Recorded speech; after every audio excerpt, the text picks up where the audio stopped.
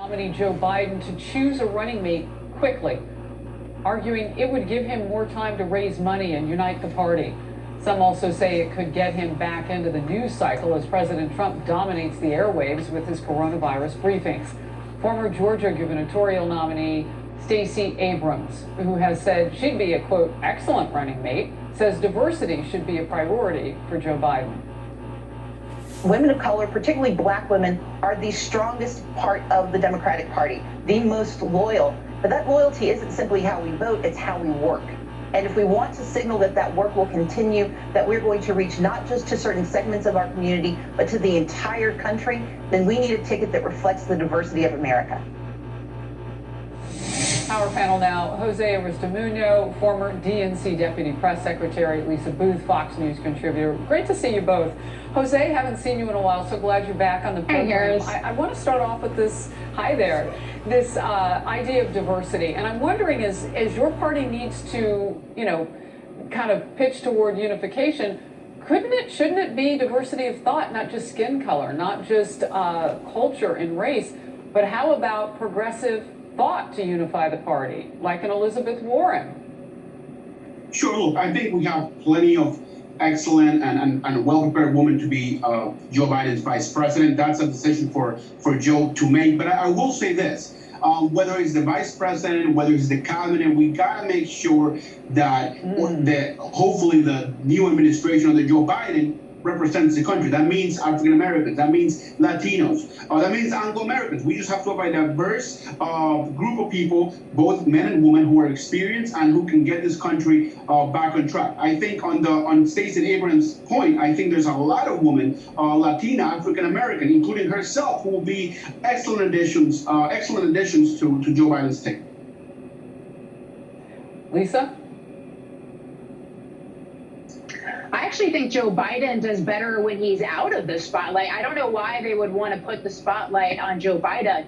It's kind of the Michael Bloomberg effect, where in theory, he potentially sounded like a good candidate. When you get a closer look at him, the dynamics change. I think the same is going to be said for Joe Biden once there's more attention on the presidential race. Right now, it's obviously on the coronavirus, which is where it should be.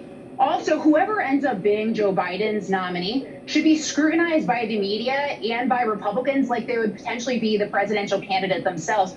Joe Biden has said that he needs to pick a strong VP pick because of his age. His own team reportedly raised the prospect of Joe Biden only pledging one term. So there's been questions about his age and fitness for office. So whoever that VP pick is deserves to be heavily scrutinized and vetted. That is...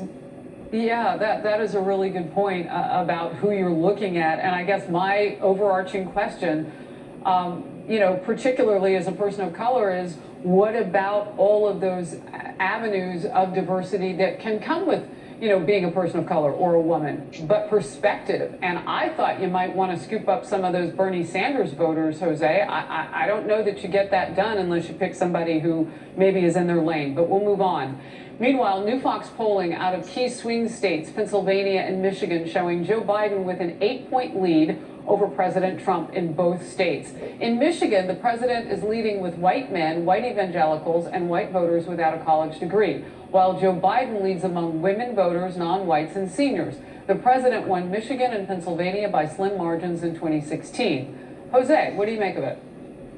Well, look, first and foremost, if we look at the latest polls, Harris, we know with President Obama's endorsement, with Elizabeth Warren, with Senator Sanders, we've been able to pick up momentum. The Biden campaign has been able to pick up momentum when it comes to support. If they can do that all the way to November, and if they can translate that momentum into people coming out to vote, especially under this pandemic, they're going to take back the White House. But there's all these factors that need to come into play to make that possible. Yeah, it's interesting because, Jose, if you were listening closely to Lisa, what she's saying is maybe you don't want that candidate to be in the spotlight right now, and you're, well, Lisa, I'll let you put it out there. Yeah, just to reiterate, I think once voters start paying closer attention to the presidential race, because that's not the focus of people right now. The focus is on the pandemic that we're facing and what is happening there.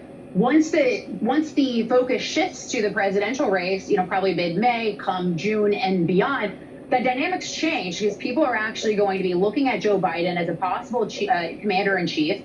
as a possible president. And I think those numbers are going to start to change. I mean, look, it's very difficult to gauge where we are now considering the fact we're facing a public health crisis that we're in the midst of. We're facing an economic crisis that we're in the midst of. And we don't know what's going to happen on those two fronts heading into the election and heading into November. So right now, I think it's just very difficult to gauge. But I do think Joe Biden is there's going to be more scrutiny put on him, and that's not going to be good for Joe Biden because he's objectively a bad candidate. He objectively has a record that is easily able to be scrutinized. Yeah, it's interesting. You're focusing less on what maybe the president could or should do. Let me just say this. Before we got into the coronavirus pandemic, all the eyes were on Joe Biden. People were talking about Joe Biden. People said that he wasn't going to make it past the primary. He wasn't going to make it past Nevada. And look at him. He was able to sort of pick it back up. But it wasn't a binary choice between Go ahead, Lisa. But it wasn't a binary choice between It wasn't a binary choice at that point between Republicans and Democrats, or President Trump and Joe Biden. Those dynamics are inevitably going to change. I think that's inarguable. I mean, we know that's going to change, and I think that looks different for Joe Biden once people take a closer look at him. I agree with you. I think it's going to change, but I think it's going to change in a positive light for a campaign.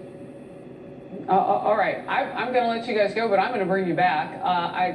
It was fun to just watch you debate there, even with the delay. Our viewers are so patient; they're watching and listening. Thank you both. 8 big cats have tested positive for COVID-19 at a major zoo. Look at that, so beautiful. Now, 2 pet domestic cats have become the first known to be infected in the United States.